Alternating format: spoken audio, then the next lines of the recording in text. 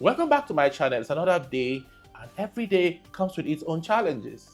Today, I want to speak to my South African brothers and sisters. I'm tempted to laugh, but I have different opinion over what is happening.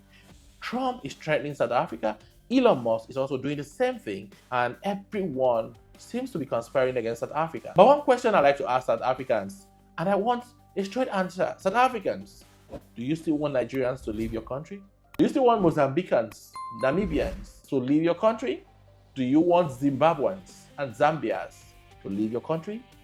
So Trump is threatening South Africa because there's been a lot of challenges and there's been this negative peace amongst the black majority and the white minority who have acquired most of the lands in South Africa. South Africa is a country that is called the Rainbow Nation, but I don't know how colorful that country really is because there seems to be some sort of disproportionate distribution of wealth, and the people of South Africa are really not happy.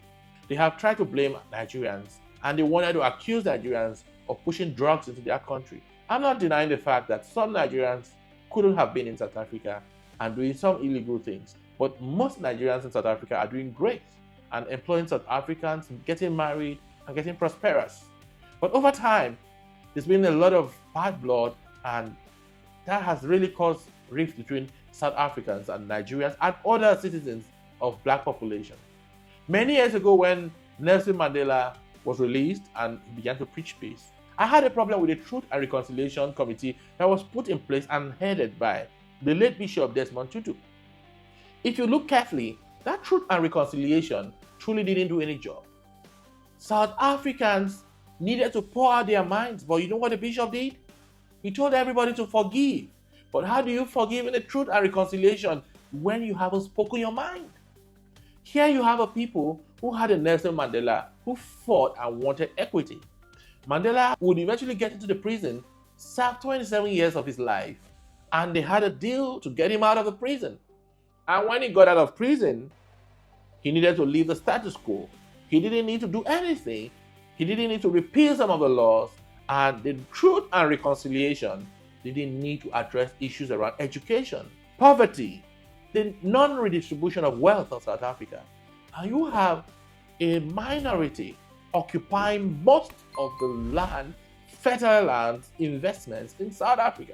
The original owners of South Africa are poor, uneducated, lacked ambition, had no drive, had no opportunities, were dispossessed of their wealth and resources. As we speak, a lot of tension is brewing, and white South Africans, a lot of them have also migrated from South Africa. And when they tell you about their horrific experience, some of them have lost families. As I speak to you, there are some communities in South Africa that are purely white neighborhoods. You don't want blacks to get in there, and they're building it. And these are the areas where conflicts are coming from, because South Africans don't want that kind of arrangement because it reminds them of their past. Elon Musk suddenly recognizes he's a white South African. Trump is also enabling it. But I see the South African president, Cyril Ramaphosa, replying Donald Trump. And this is what he has to say. This issue that Donald Trump fears so much, we offer this question of the land. I don't know what Donald Trump has to do with South African land because he's never been here. And he must keep his America.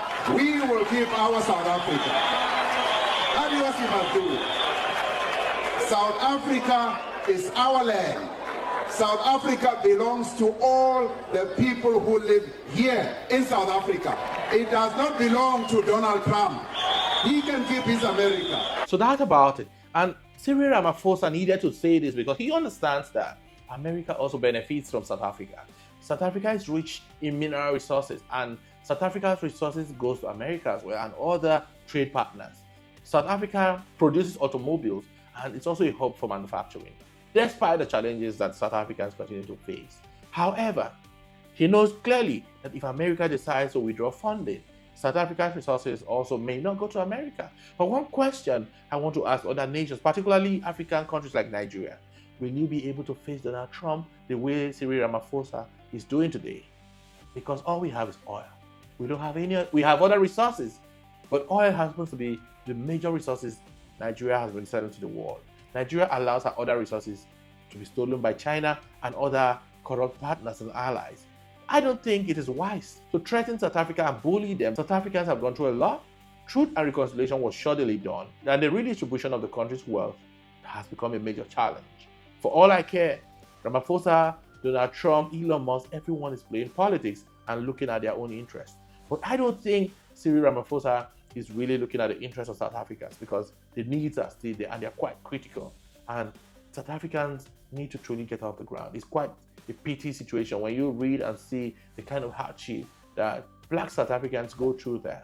It's a wealthy nation, no doubt, but the wealth of South Africa is not trickling down to the masses and the ordinary people of South Africa. I'd love to read your comment on the developing event, and I hope to see you in the next video.